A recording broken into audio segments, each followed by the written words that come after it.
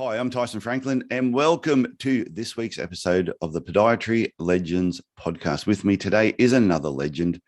I have Gemma Hodgson from the Foot Lab. Now, if you're watching this video, you'll see the Foot Lab behind her, which I think looks fantastic. She is in the United Kingdom. So, Gemma, welcome to the show.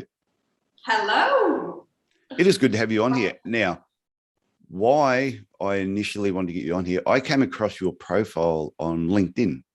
Was initially how I saw you, and it was just something. It was the way you had written something about your business. Now I love the name, the Foot Lab, sounded great. Thank you. But it was something you posted that I could feel the energy and enthusiasm that you had towards podiatry, and I went, I need to have you on the podcast because nothing is better than energy, enthusiasm towards your profession. Absolutely. And the way I came across podiatry, I suppose stumbled across it because a friend was wanting to study it, and I was initially looking at dentistry. So yeah, it was to become so passionate. I think mostly because it's about your patients and your patient outcomes, and the fact that the role is just such a diverse role. You know, 1 minute you can be doing very, very, very routine care, very, very normal treatment, and the next you can be, treating somebody with sports injury with laser or nail surgery, removing toenails. So yeah, no day is the same. And you started your studies a little bit older than the average person. So how old were you when you started studying podiatry? Well, started studying podiatry, I was 30, so I've been qualified 4 years, so 36 when I started. So, yeah. Okay, so how did you feel being at university with a lot of people that were much younger than you? It was very intimidating to start with, but I was quite excited. My previous career was very, very different, this was sort of delving into something very, very new. And I'm a bit of an all or nothing kind of gal, so It was kind of like, right, I'm all in. Let's just get on with it. In my parents' world, when they brought me up, there was no such thing as can't. So once I'd committed, that was it. I was in. So yeah, and really happy to be 4 years. 4 years. Well, obviously it was 3 years. I'm now. Yeah. It's a great career. I'm glad I did it. So with the Foot Lab, how did you come up with that particular name? I'm always interested about the thinking behind a business name. I think in terms of branding, I didn't want to put my name on it. I think that's a good move. I mean, my background is sales and marketing. So, and I worked for an insurance company, private medical insurance company, for many years. And, it really intrigued me. And, how from a psychological point of view, even just the name can draw people in. And I've had many patients say to me, I really like the name. Our demographics at the clinic are extremely varied and range from, very young children right through to obviously the elderly. And I would say that the gender split is very much sort of maybe 40, 60 being female, and 40 being male. And I feel that the name has really helped kind of draw both men and women in. If I'd have gone more kind of, I don't know, a bit more, I don't know, I like the sciencey side of it, the Foot Lab.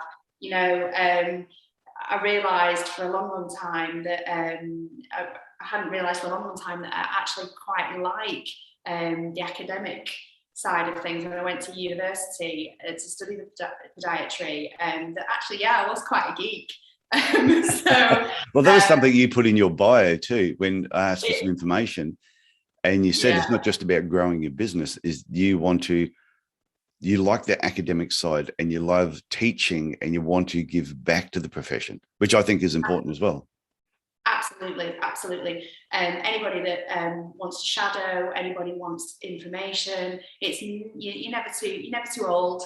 And I encourage lots of people who've, kind of been drawn to the clinic, but also been intrigued by what it is that we do, because what I have found is that a platform, especially with social media, as a lot of other podiatrists have, that you can educate and inform everybody about podiatry and what we do. We don't just clip toenails. We don't just the old school kind of image of it all. I mean, that's way gone. That's way in the past. And so it's really great to kind of, when people come into the clinic, that we can educate them, inform them, and get them excited about it as well. So that's how I found my apprentice.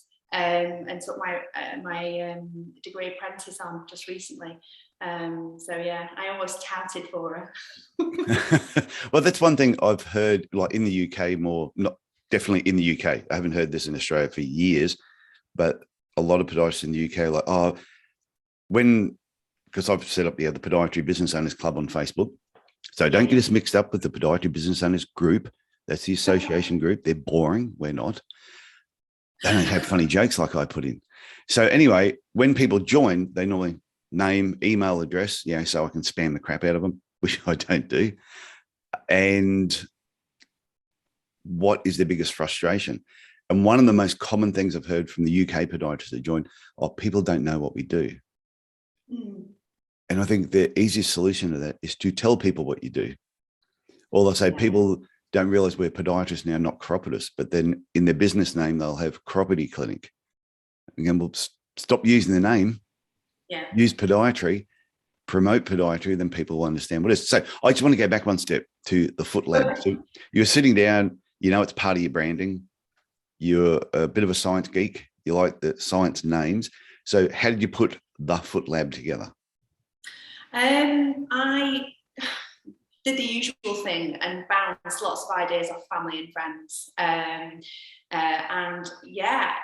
I'll be honest with you, I am a typical Libra and very undecisive, so I had a few names and I just kind of went with it. I went with it and thought it sounded great, and then when I started to put kind of the logo together and the colours together, it just felt right. I suppose I just went with my guts. And I like you said about the science background, because another podiatrist I've become friendly with, Daniel, and he has Foot Science with the name of his business, and I think that's same thing. It's a great name, and his logo sort of fits in with that whole science. Yeah, I like that sort of angle. Yeah, and it's different to what other podiatry clinics are doing. And like you said, you didn't want to use your name. And sometimes when I see John Smith Podiatry, I go, okay, John Smith. And if there's a John Smith listening, I apologize. But I told you, I usually say something silly. But I just think down the track, I think you need to create a business name if you eventually want people joining you and you one day want to sell it. It's going to be a lot easier to sell the Foot Lab than it would be, Gemma Hodgson Podiatry. Yeah, absolutely. Unless the person wants to come in and rebrand the whole thing themselves. Yeah, I mean, it's just been kind of a natural thing in terms of how things have been kind of put together. And I think I mentioned before, I often wing it, and I think it's worked really, really well. And like you say, I didn't want to put my name on it. And like you say, long term, who knows? It may well be a brand that somebody does want to buy. Who knows? So, how many clinics do you have? Just the one at the moment? Just the one at the moment. It's a 4-chair clinic.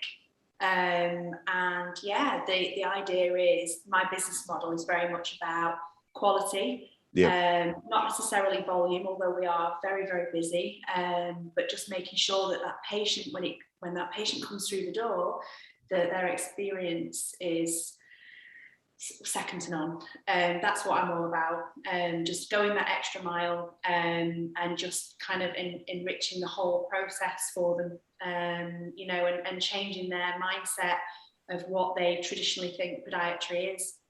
Yeah, I like what you said then about it's the experience the patient has. And I think some podiatry clinics and some businesses in general, they do not think about the experience of the patient customer when they're actually coming in. It's what do they think about the business when they're before they even get there, or when they first arrive, or while they're at the business, and then when they're leaving. What do they leave with? A really positive experience? You may give good treatment, like the treatment may be great, but if their experience wasn't very good, like I've gone to restaurants where food's been great, but the staff have been awful.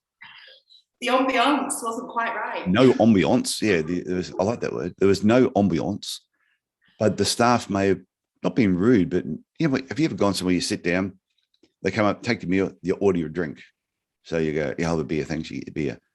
They do not come back and ask you, you've been there for 2 hours, and they do not come back and ask you another drink. And I refuse to order another drink unless they come and ask me.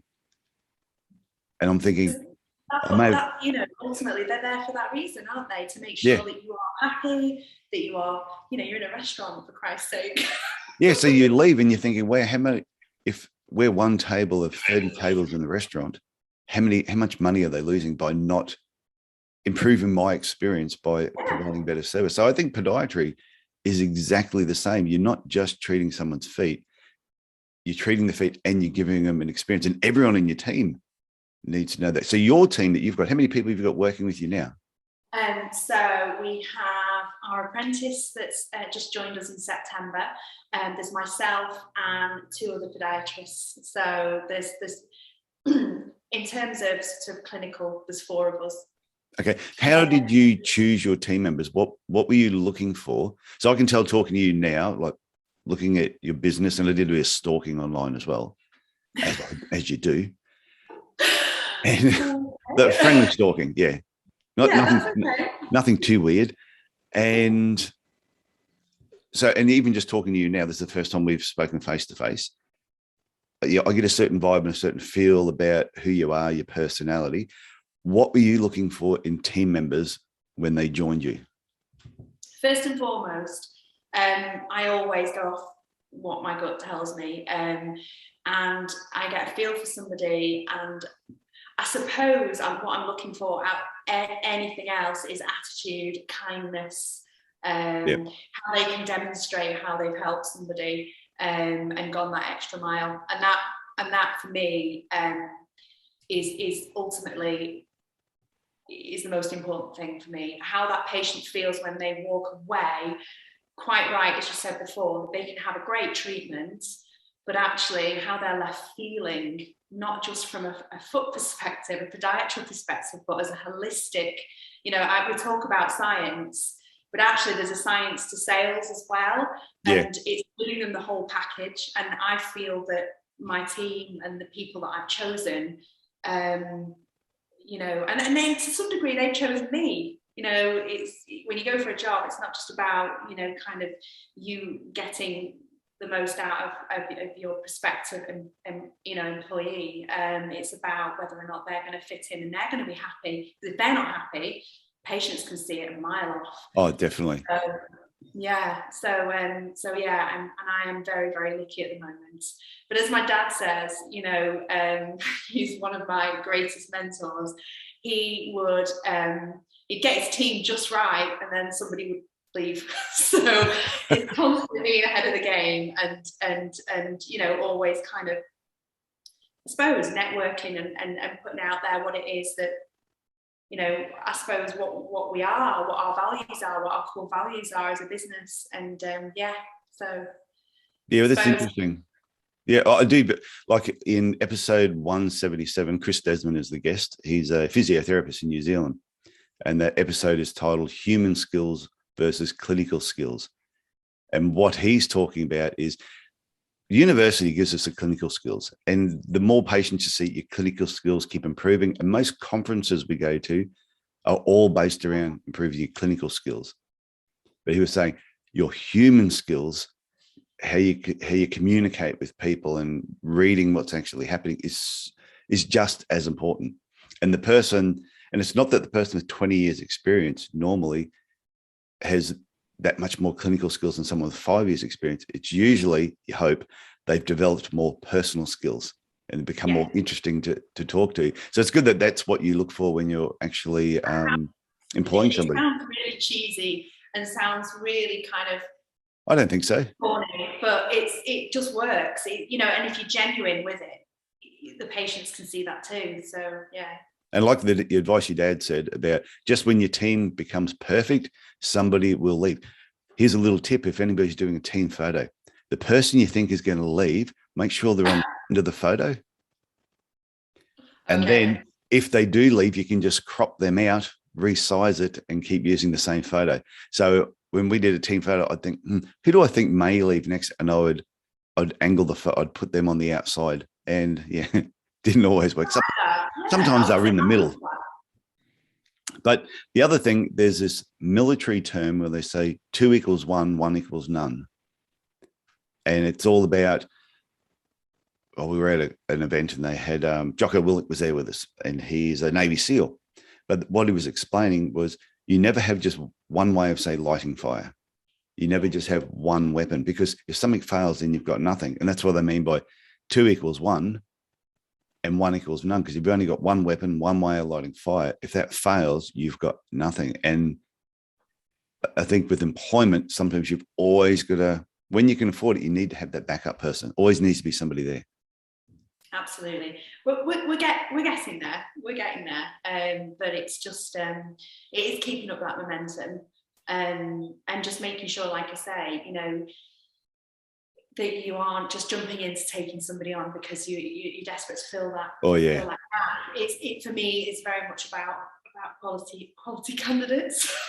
Or just because someone puts a hat on that says podiatry doesn't mean, or says podiatrist doesn't actually mean they're going to be a good fit for your business. They might be a good fit somewhere else, but not particularly. Hey, was there any other advice your dad gave you that you have lived by? I'm always interested in parental advice. Well, I've mentioned the no such thing as can't, and yeah, I think for him it's just resilience more than anything. We've probably heard this time and time again, but just get on with it, girl.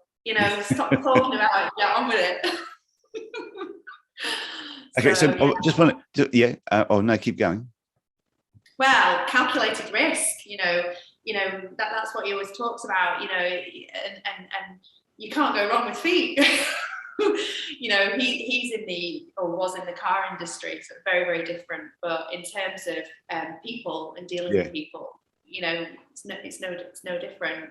Other than the fact that obviously it's health. People are people, and that's what makes it interesting, I suppose. We constantly evolve. I was going to ask you about your clinic a bit more. Just when you actually set it up, did you have a plan? Did you sit down and go, okay, this is the size I want, this is how I want to fit it out, it's going to be quality fit out, or were you going to do it cheap to start with? What sort of thought process went through your head, through your mind, when you were actually designing it? I suppose for me, I wanted a unit that was on its own, not connected to anything, preferably with a car park, and preferably on a main vessel. And it ticked all the boxes. I started off in a very, very, very small unit on a main vessel, and I was very clever with the way that I did my signage, and it attracted a lot of attention. Yeah. And as long as I get those people through the door, that was all, I think I had a very small budget, got my absolute basics together and just winged it. And it grew very, very, very quickly. And I took on an associate at that time who was also doing evenings and any other time that we could, because capacity was very, very limited, but we were still making use of it. It grew from there, and I'd been looking for about a year, and then COVID hit, and that was bloody COVID. Yeah. But actually, we say that, but we've been in a very, very, very a good position in that respect. We were able to continue to some degree, and there's a lot of business owners that I know that were crippled by it. and in the community. So I wanted to stay in Glossip in Derbyshire in the UK, and I wanted to sort of stay a part of that community because they'd followed my journey as a student. And I suppose that really helped when I did decide that I was going to take the plunge and go it on my own. So going back to where I am now in the 4-chair clinic, it had been empty for a long, long time and needed a heck of a lot of work doing to it. And I suppose COVID gave me a little bit more time because nobody else was in a position to go for it, to maybe put some more money away because we were still working. So my plan wasn't to do it cheap. My plan was to make sure that experience that we were talking about was enriched by the environment, that new age podiatry, raising the bar, pushing us forward. I wanted it to be, they're paying privately, and I wanted it to be shall we say, a private environment where, it's comfortable, it looked clean, and it looked, I suppose, in a way, it was an image thing as well. It was important. First impressions massively count. Oh, and I think if every podiatry clinic, like I know there's some, like my podiatry clinic was really nice. Yeah. And I know a lot of other podiatry clinics have got really, really good clinics, but I know a lot of podiatry clinics that are dodgy looking. Yeah. They've got beige walls that haven't been painted in 25 years. Yeah, they look like back in the day when you're allowed to smoke inside. It still looks like the whole place is stained. Yeah. Dirty carpet, just old furniture. They've never, and these clinics are usually, they're not overly busy. They haven't really progressed too much. They don't have all the toys, but they've made good money over that period of time, and they've put nothing back into making their business look better. So if there's anyone listening to this who has smoke-stained walls, dodgy looking carpet, wood grain panels, please just give it a paint job. Just spend some money and please spend some money, make your clinic look better, because if the whole profession looked better, it then, absolutely, like they say, a rising tide lifts all boats. If everybody does the same thing, it's just going to be good for the profession. Yeah, I absolutely. And that's where I was going with it, to be honest, Tyson. I very much wanted to kind of push forward with a new image for us, really. And actually, in the community of pods, everywhere, that actually is possible to do that. And, I suppose investment is important, and it just depends, I suppose, on your business model and the way and where you're taking your business. But it can definitely be done. It can definitely be done, and I'm very proud of what I've created. And you should be. In 2.5 years. So at the beginning, you said your marketing budget was quite small. So what did you do initially with a small budget? Because there's a lot of podiatrists I know that would be listening who are going, well, this is my problem. I can't do marketing. Well, what they should do is do one of my online marketing workshops when they come up. That's just a little plug for myself. But because there's a lot of inexpensive ways to market your business. But is there anything particularly you did to kick off with your budget being so small in the beginning? I think going back to, because when I graduated, I ended up in private practice. I was offered a couple of NHS roles and did take the plunge and go private.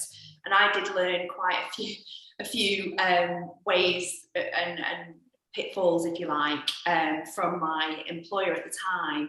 I could see that certain things were working and certain things weren't. So those 2 years that I wasn't working for myself, that came in really, really handy. But with a sales and marketing background, I knew with the social media platforms that we've got access to now, that was going to be my main way of drawing people in.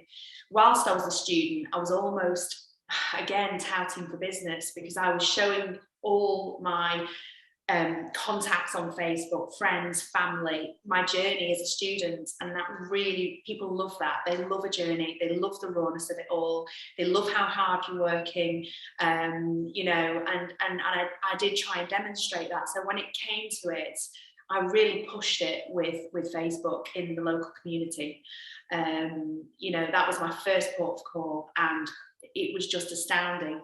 The responses and the messages, and because I went from having zero clients to kind of within 6 months, I was working full time. And it was purely, I didn't spend any money on any newspaper advertising, leaflets. It was just purely through Facebook. I absolutely love that. I've said to some people, if podiatry was illegal, you'd be arrested for being a podiatrist. Yeah. There's a lot of podiatrists I know. If you went to their Facebook page and scrolled through everything, they would get off scot-free because nobody would know they were a podiatrist. Yet I'm thinking, and to people go, I don't want to harass my friends with what I do. And you go, why? Why? If they're your friends, then you should be able to post something a couple of times a week about your business or what you're doing. So what I love that you did is you took all your friend list through your podiatry journey as you were studying. And then once you started working for yourself, that everyone was following you. I'm sure when you were setting up your clinic, as it was being built, you were probably posting photos, and then they're talking, and the whole time they are talking to friends. And no wonder you didn't have to do too much at the beginning. That is brilliant. Thank you. It almost became an obsession just to try and get as many people to follow the clinic and just to educate them. Just, there was a couple of competitors in the local town who had been there a long time, and from competition point of view, it's always healthy. But what I brought was something very, very new. And like I say, you just have to look at your demographics and your target audiences and, where you're going with it. And what I didn't want to do was pinpoint the elderly. I wanted to pinpoint everyone. And we'd certainly do that. I'm very proud to say that when I look at my demographics and the patients that are on our books, we have a real array of lots of different patients with different needs. So that makes it really interesting for my podiatrists as well, my team. So yeah, it's great. Is there an aspect of podiatry you enjoy more than anything else? If I hadn't have had two children, I would have definitely pursued the podiatric surgery route.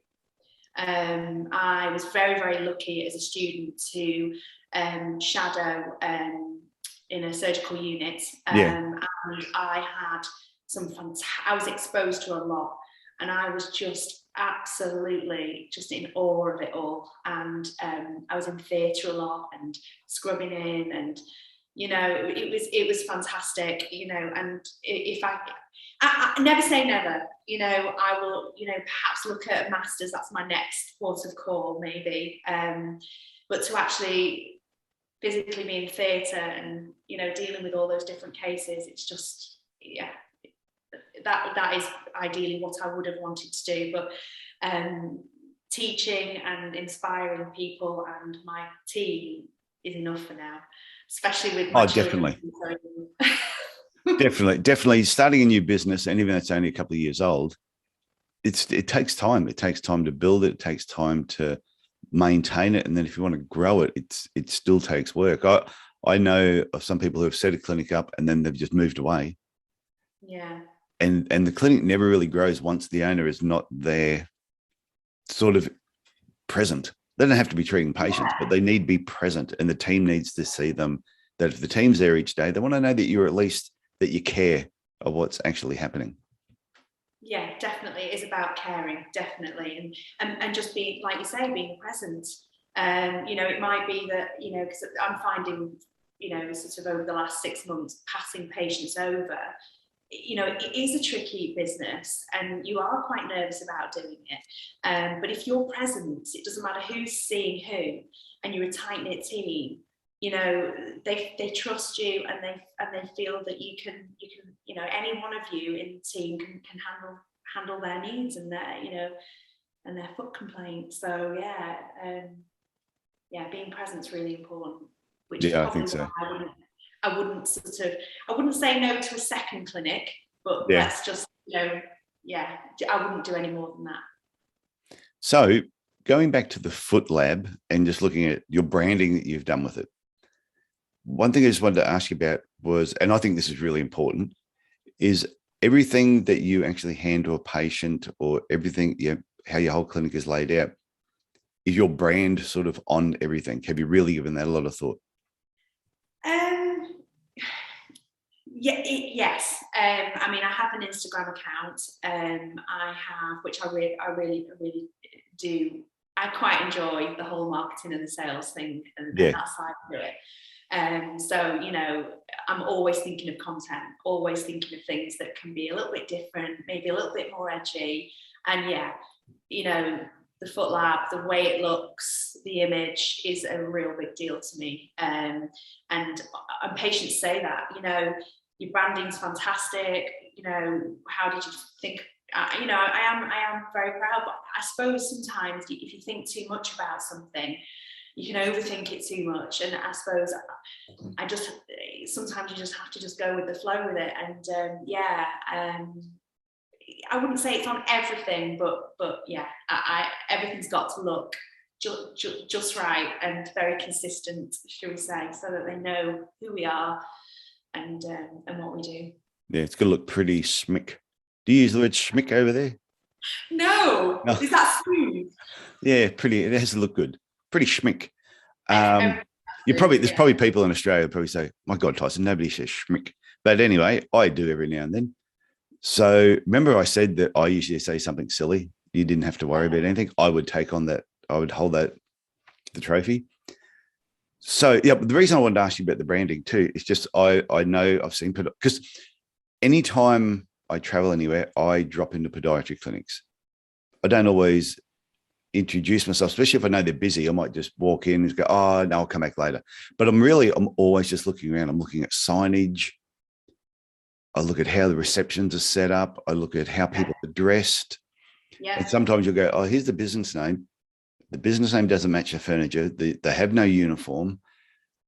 And then you might see someone come walking out and they look like they've just come back from the gym looking scruffy. And you're sort of going, and sometimes these are the things that make people feel uncomfortable and you don't realize why. Whereas if I'm picturing the Foot Lab, I am expecting when I walk in, it's going to be good looking floors. Like I can tell from the video that your wall, what is your wall? Is it like a metal or? I really wanted kind of like a marble effect. And, yeah, that's what I thought it was. Yeah. So having spent an incredible amount on expensive flooring and all sorts of other stuff, the budget kind of came very, very, it looks good.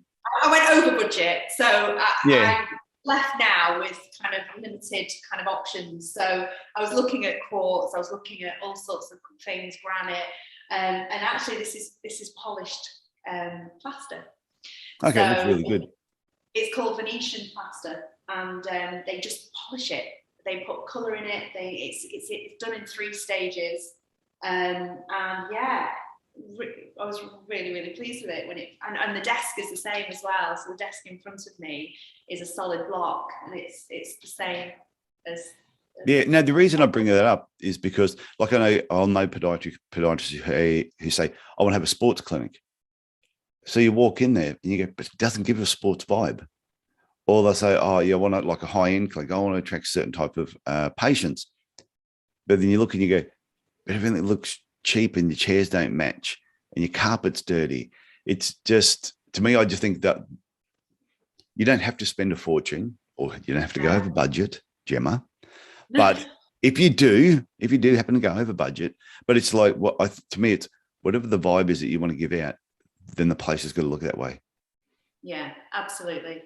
I think we have that here. I think it doesn't kind of fence us in, if that makes sense, to any one particular the stereotype of what we typically should look like and be doing, which is blasting your foot with with issues with verrucas and things like that, like the old school with the white coat on and the sore foot for weeks afterwards, that kind of old school. That's all we do, clip toenails. I think it kind of, you come in, it's very high end, the feel and the look, and it just works. And I suppose that the social media, most people that come in here are very well informed and very well educated on what it is that we can offer.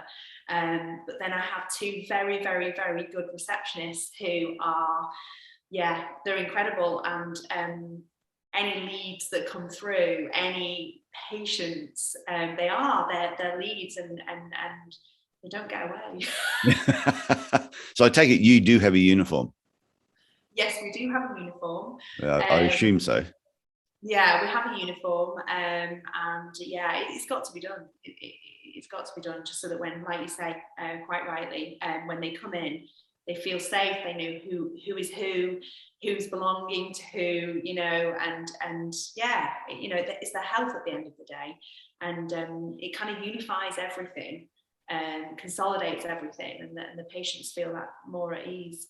So yeah, we do have a uniform, and that was quite a hard decision to make, because prior to that, if you go and see somebody high end, you see a consultant, not that we're consultants, but or a surgeon, they're often dressed in business wear, and it was a hard decision to make as to whether or not we should be sort of chinos and a shirt, or whether we should be in a full uniform, scrubs, or kind of tunic.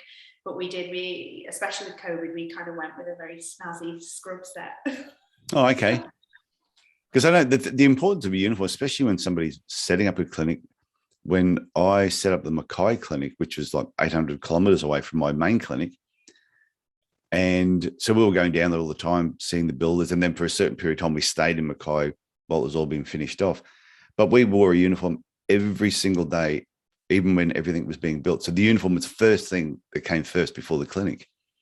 But just by having that uniform on, walking around town, meeting people down at the newsagents, the burger shop down the road, everywhere we went, we were having people making appointments before the clinic had even opened, because now I could have had just a normal T-shirt on, walked into those same stores and no one would have known. But by seeing the business name, it sparks a conversation. Absolutely. And the advertising is right there, isn't it? I know. Yeah. When I see podiatrists who do not have their business name on their shirt working, I'm just like, you're just crazy. It's just, it's a lost opportunity. A massive lost opportunity. And that's when you'll see some people who may have been in your town for a long period of time. You just go, yes, but my reputation should speak loud enough. Oh God, no. Like, that's not anymore. Not anymore. That's the old days. So in your town, how do you feel about having competition? I always think competition was great. Having a sales background, I like a challenge, and so everybody's got something different to offer, and so the gentleman that is up the high street, who's a lovely gent, offers something very different to what we offer. And I know that he's very busy, and he doesn't have that swish kind of look and feel about it, because he's happy doing what he's doing. And he refers people to me. So anything sort of biomech, or a little bit that he doesn't want to deal with, like, a woman with fungal nails that kind of you can't manage their expectations, or he struggles with, it comes our way, so it's good. It's good that that's the case, and it's how it should be. If he wants to raise the bar, then that's absolutely fine. But he's quite happy. Who am I to say, that he's not raising the bar? He could well be in his clinic, but it's everyone's got something different to offer, and it's no biggie, and it's quite a small knit community. So it's nice to be friendly. I think so. Like in Cairns, where I live now, when I first got here, there was only one other podiatry clinic when I first got here. And I knew the owner. I knew the owner of the business. So I got on with him quite fine. But then someone that was working with him went off and started doing his own thing. And he just hated everybody. And was just outright wanted to just hurt everybody in whatever manner that they could. And I'm sitting there shaking my head going, it's a big town. There's now only 3 clinics to go around. Yeah. But then as the years progressed, more and more people came into town. So I think there might be like 13 podiatry clinics here now. But every time somebody new came, they never came over and said, "Hey, Tyson, how you doing? Let me introduce myself." They sort of just popped up. And next thing, you'd hear the odd thing that they'd said about your clinic and going, "We've never met. I don't know you." Yeah. But then and what's funny though, the podiatry clinic in Cairns now, which I'd class, because I sold my clinic, but the clinic now that I'd say is the leading podiatry clinic that is owned by Kyle. So Kyle, if you're listening, when Kyle came in town, we met each other pretty early on, and we never. Are you doing a selfie of us? Are you taking a photo? I'm good at those. Stick it on social media. Here you go. Do it again. I'll smile. I'm ready for it. I can edit this out. Yeah. So when Kyle came in, we got on pretty well. We saw each other at different things, and we never said anything bad about each other. Yeah. And it's just one of those things. And isn't it funny that I had the biggest clinic, I sold it, and now Kyle's coming out. Kyle would have the biggest clinic, and I think it's his attitude towards podiatry and his competitors, which has made his clinic really, really good. Yeah. I think, again, going back to kind of my own sort of wiring, should we say, like there's no point being like that. There's no point having an attitude to somebody who's, again, really all that matters is that you're doing what you're doing. Focus on what you're doing. Focus on what your USPs are. Focus on what your branding is, and don't get too wrapped up in someone else.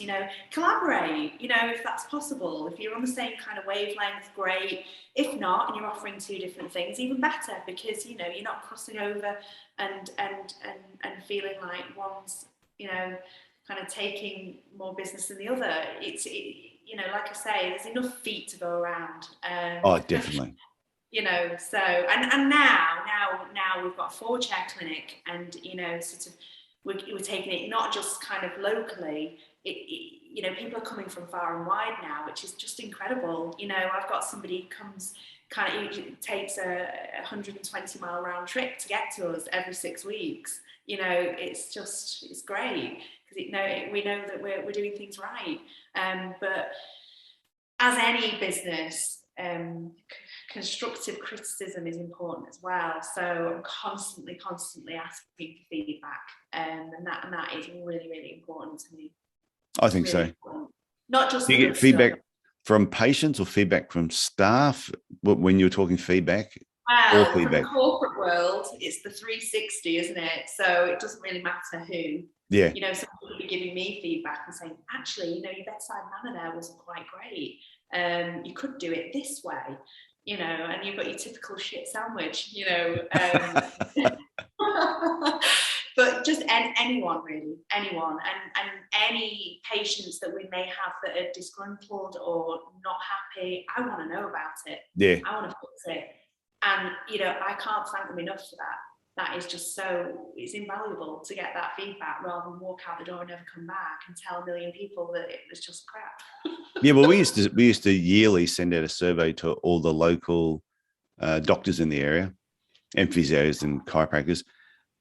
And in the survey, we were trying to get feedback. What have they heard about this? What do they think about that? Have they heard any comments from patients, positive or negative? Yeah, and could they elaborate? And it was surprising the amount of stuff that we got, the feedback we got back, that some of it you went, oh, that hurt. But you realize it was two ways of going, oh, that hurt, we need to improve that, or that hurt, but that's not our target market. Yeah, because they were saying, some of our patients said, you're too expensive. We've got, oh, good, because somebody has to be. So that's the way. But doing those surveys and getting that feedback was really good. We'd do surveys with patients, asking them feedback about what they thought of the clinic when they first walked in. How did they interact with the receptionist? Did they feel the podiatrist explain things clearly? And we would get these surveys back and, really good for improving all aspects of your business. It's just, the people you are trying to get through the doors, once they're through the doors, the information they can give you is just not just about their health and their own bodies, but actually about their experience from a clinical point of view, from an experience point of view. From the minute they walk through the door and they're greeted, how did they feel about the whole experience? You know, and like you say, was it clear what the podiatrist did? You know, these things are key in making sure that you're constantly evolving the business, because needs and expectations, as we know, are constantly changing when it comes to health. Especially in the private sector, we've just constantly got to be kind of one step ahead, and patients are the key to that, and getting their feedback. So yeah, I definitely agree. So before we finish up, Gemma, have you got one final tip? You're sitting at a bus stop, someone's sitting next to you. It says, "Oh, you're Gemma, you own the Foot Lab. Can you give me one piece of advice that you think all podiatrists should be aware of, or should know, or should work on?" I think for me and my experiences, don't overthink things. If you are thinking about podiatry, just, you know, don't overthink things. Just go and have a think about what it is that you want to do, but don't go too far with it in terms of, oh God, what's going to happen? You know, just be positive about it. Try and find the positives in everything. I know that sounds really cliche and really corny, but you know, you can put so many hurdles in front of you and never actually do it. It's just you know, I meet people time and time again when I'm trying to convince them to get into podiatry, and you know, by the time they finish with me, you know, they've been backed into a corner and all the doors have been closed, and you know, there's no other option but to go and explore. I would just say, just get on with it, just do it. You know, don't overthink things. I think that is a good final tip. Definitely don't overthink things. I know people have gone, "Oh, I want to start a podcast. What microphone should I have? What should I do?" And they're overcomplicating it. It is a very, very simple process to actually start a podcast. Yeah, keep things simple in your mind. Yeah, whether you're going to be a good podcast host is a completely different thing. And whether you will annoy people, that's a different thing again. But the actual setup of a podcast is really simple, much easier than what a lot of people make out. They try and make it out to be really complicated so that, or maybe so they can charge more when they're teaching it. But in general, it's a simple process. So I like that. Just keep it simple. Don't overcomplicate things. Yeah, absolutely. Absolutely. So yeah. So Gemma, I want to thank you for coming on the Podiatry Legends podcast, sharing part of your story, sharing part of what the Foot Lab is all about. And I'm sure people have always say, if you listen to this and you did not learn something that you could apply to your own business, give yourself an uppercut and go back and listen to it a second time, or take a Panadol, have a lie down, and then come back and listen to it again. So Gemma, thank you very much. You're welcome. Thank you. Thanks for having me.